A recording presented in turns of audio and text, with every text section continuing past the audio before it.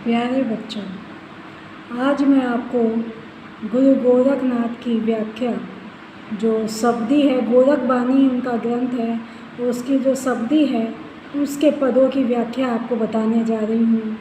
तो समय खराब न करते हुए कृपया व्याख्या को देखें, पढ़ें, समझें और फिर नोट डाउन से लिखें ज़रूर, जिससे आपको वो पक्का याद हो जाए और समझ में आ जाए। सही है?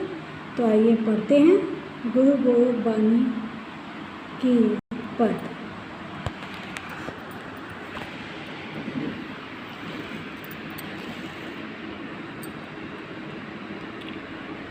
गुरु गोरख बानी के शब्दी ये पद लिए गए हैं कि आदेशी देशिवा देशी विचारेवा आदि सिटी राशिवा चिया पाताल की गंगा ब्रह्मांड चढ़ाईवा तहाँ विमल विमल जल पिया। तो ये बीए फर्स्ट सेमेस्टर में ये पद हैं, गुरु गोरखनाथ के, गोरख बानी के ये पद हैं। तो इसमें भगवान से साक्षात्कार, ईश्वर से साक्षात्कार करने का मार्ग दर्शाया गया है। उस भगवान के साक्षात्कार का मार्ग बताया गया है। तो कहा जा रहा है इसमें कि गुरु गोरखनाथ संसार में रहते हुए ईश्वर को प्राप्त करने का योग का मार्ग दर्शाते हैं। और क्या कहते हैं कि आदेशी देशिवा देशी विचारी, कि ये ईश्वर जो है अदृश्य है, आदेशी जिसे देखा ना गया है, उसको अगर हम देशिवा देखना चाहते हैं तो देशी विचारीवा, तो हमें विचार करना चाहिए, हमें चिंतन करना चाहिए। अधिसिटी राशिवा चिया, और हमें उसके लिए अपने योग साधना को, जो आदृष्ट दृष्टि है, आदृष्ट जो दृष्टि है योग साधना की, उसे हमें आगे बढ़ाना चाहिए। तो जिस आदृष्ट ईश्वर को हम देख नहीं सकते हैं, अपनी आँखों से जो हमें दिखाई नहीं देता है, उस आदृष्ट ईश्वर को देखने के लिए हमें योग की दृष्टि को जगाना चाहिए, खोलना चाहिए। बस में कही गई है पाताल की गंगा ब्रह्मांड चढ़ाईवा, वो साधन बता रहे हैं कि किस तरह से आप अपनी अदृष्ट दृष्टि को खोल सकते हैं। कि पाताल की गंगा, कि जिस प्रकार से पाताल से गंगा को निकालकर ब्रह्मांड तक चढ़ाया जा सकता है, और फिर वहाँ तहाँ विमल जल पिया, और फिर ब्रह्मांड में ऊपर जाकर स्वर्ग में उसका निर्मल जलपान किया जा सकता है, उसी प्रकार हम अपने पैरों से कुंडलिनी चक्र को जागृत करके, अपनी योग साधना से कुंडलिनी चक्र को जागृत करके ब्रह्मांड तक ले जाएं। सहस्रार चक्र, ब्रह्मांड मतलब जो सबसे ऊपरी चक्र है, सबसे ऊंचाई सिर वाला चक्र है सहस्रार चक्र, उसको अगर हम जागृत करते हैं तो मानो हम पाताल की गंगा को ब्रह्मांड तक ले जा रहे हैं। और तहाँ विमल विमल जल पिया, और तब हमें भगवान के विमल दर्शन होंगे, भगवान के दर्शन रूपी विमल जल का पान हम कर सकें। जब हम अपने सहस्रार चक्र को योग साधना से अपने प्राण वायु को वश में करके सहस्रार चक्र को जागृत कर लेंगे, तो तब हम उस विमल जल का पान करेंगे, उस निर्मल पवित्र अमृत रूपी जल का पान हम कर सकते हैं। तो ये भगवान को देखने का एक अपूर्व साधन है। यही बात इस दूसरे पद में भी कही गई है कि वेद कदेव न शाणी वाणी, कि वेद कदेव न शाणी वाणी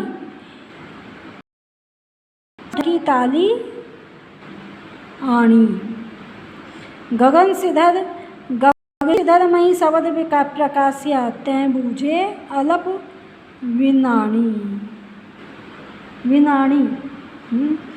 तो वेद कतेव न शाणी वाणी, तो इसमें क्या कह रहे हैं कवि गोरखनाथ कह रहे हैं कि वेद हैं वो ईश्वर के स्वरूप की पूरी व्याख्या नहीं कर सकते। संपूर्ण व्याख्या तो वेद भी ईश्वर की नहीं कर सकते हैं कि ईश्वर कैसे हैं, वो परब्रह्म परमात्मा कैसे हैं, ये बात तो वेद भी कतई ना नहीं कह सकते। सब ढकी ताली आनी, और कोई भी धार्मिक ग्रंथ ये बात अच्छी तरह नहीं बता सकता है, बल्कि ये अपने मिथ्या ज्ञान से, सब ढकी ताली आनी, ये मिथ्या ज्ञान से ईश्वर के स्वरूप को ही ढक देते हैं। ढकी माने ढक देते हैं, ताली आनी उसके तल को भी, उसकी तली को भी, ज्ञान की तली को भी ये ढक देते हैं कि ये जो अपनी बात बताते हैं वो इस तरह से घुमा के बताते हैं, ये जितने भी ग्रंथ हैं, कि वो ईश्वर के स्वरूप को, जो ईश्वर का जो दर्शन है वो हमें नहीं हो पाता है, और बल्कि और सब कुछ धुंधला हो जाता है। तो फिर हम ईश्वर को किस तरह से प्राप्त कर सकते हैं? तो वो बता रहे हैं, गगनी सिदरमयी शब्द प्रकाश्या तैं बुझे अलप विषाणी, कि हम जब हमारा साधक व्यक्ति, जब साधना करने वाला व्यक्ति अपनी सभी कुंडलिनी चक्र को जागृत कर लेता है और ब्रह्मरंध्र को पार कर लेता है, जब वह अपने कुंडली चक्र को जागृत कर लेता है, ब्रह्मरंध्र को पार कर लेता है, सहस्रार चक्र को जगा देता है, तब गगन सिदरमयी शब्द प्रकाश्या, तब वो गगन को पार करके उस आसमान को पार करके शब्द प्रकाश्या, शब्द का प्रकाश करता है, शब्द को प्रकाशित करता है। तैं बुझे अलप विषाणी, तभी ये जो हमारी प्यास है, दर्शन की जो प्यास है, भगवान के दर्शन की जो प्यास है, वो अच्छी तरह से बुझ पाती है। तभी हमें भगवान के, ईश्वर के, परब्रह्म परमात्मा के दर्शन हो पाते हैं। कि फिर से देखो, वेद कतैव न शाणी बाणी, कि ये जो ये भी ईश्वर की संपूर्ण व्याख्या नहीं कर सकते, कतैव ना नहीं कह सकते अपनी वाणी से, ये वेद भी ईश्वर की संपूर्ण व्याख्या नहीं कर सकते हैं। सब ढकी ताती है तलियाणी, बल्कि ये उस ईश्वर के स्वरूप को, ये तरह तरह के जो ग्रंथ हैं ईश्वर के स्वरूप को इतना ढक देते हैं कि ईश्वर हमें समझ आना तो दूर, दिखाई देना भी बंद हो जाता है, ढक जाता है वो सब। इन सब बातों से ईश्वर का जो असली स्वरूप है वो ढक ही जाता है। गगनी सिदरमयी शब्द प्रकाश्या, तो हमें क्या करना चाहिए? हमें अपने कुंडली चक्र को साधना करके, ध्यान लगाकर अपनी कुंडली चक्र को जागृत करना चाहिए। तभी गगनी सिदरमयी शब्द प्रकाश्या, जब हमारा कुंडली चक्र जागृत हो जाएगा और सहस्रार चक्र तक पहुंच जाएगा, तब हम गगनी सिदर, तब हमारे आकाश के सभी रास्ते खुल जाएंगे और शब्द प्रकाश्या, और हमें ईश्वर का दर्शन होने लगेगा। तब हमें शब्द माने ईश्वर के दर्शन के, शब्द का दर्शन होने लगेगा, असली शब्द का दर्शन होने लगेगा। तैं मुझे अलप विषाणी, और तभी हमारी जो ईश्वर के दर्शन की जो प्यास है वो बुझ सकती है। उसके अलावा किसी भी तरीके से हमारी आत्मा ईश्वर का दर्शन नहीं कर सकती है। तो ये सब बातें जो हैं वो गोरखनाथ, कवि गोरखनाथ ने अपनी गोरखवाणी ग्रंथ में कही है।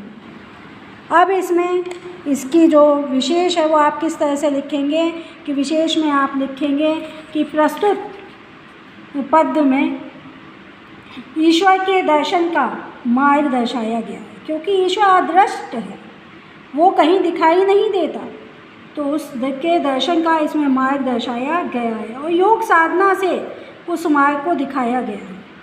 नंबर 2, योग साधना से उस मार्ग को दिखाया गया है कि किस तरह से हम ध्यान लगा के अपने कुंडली चक्र को जागृत करके और चक्र तक पहुंचकर हम ईश्वर का दर्शन कर सकते हैं। और जितने भी वेद पुराण हैं, जो भी ग्रंथ हैं, वो हमारे, नंबर 3, वो हमें ईश्वर के दर्शन से दूर करते हैं। ईश्वर का दर्शन नहीं कराते, बल्कि हम ईश्वर के दर्शन से दूर करते हैं। तो हमें क्या करना चाहिए कि हमें ईश्वर के दर्शन के लिए अपनी साधना को, योग साधना को बढ़ाना चाहिए और फिर हमें ईश्वर का दर्शन करना चाहिए। और इसका जो अगला पॉइंट है कला पक्ष का, वो लिखिए कि कला पक्ष में ये कहा गया है कि जो इनकी भाषा है वो आपकी समझ में तो आ नहीं रही होगी। क्यों? क्योंकि ये लोक भाषा है। कैसी भाषा है? लोक भाषा। तो ये संस्कृत मिश्रित लोक भाषा है इनकी, और इन्होंने अलंकारों का अति सुंदर प्रयोग किया है। कौन कौन से अलंकार हैं इसमें? अनुप्रास है, अतिशयोक्ति अलंकार है, रूपक अलंकार है, और प्रतीकों के माध्यम से इन्होंने अपनी बात को समझाया है। तो प्रतीक अलंकार भी इसमें है। और इसमें रस कौन सा है? शांत रस है, और शांत रस का इसमें प्रयोग किया गया है। और इसमें ओज गुण है, ओज गुण है जिसके द्वारा इसमें अपनी बात कवि ने कही है।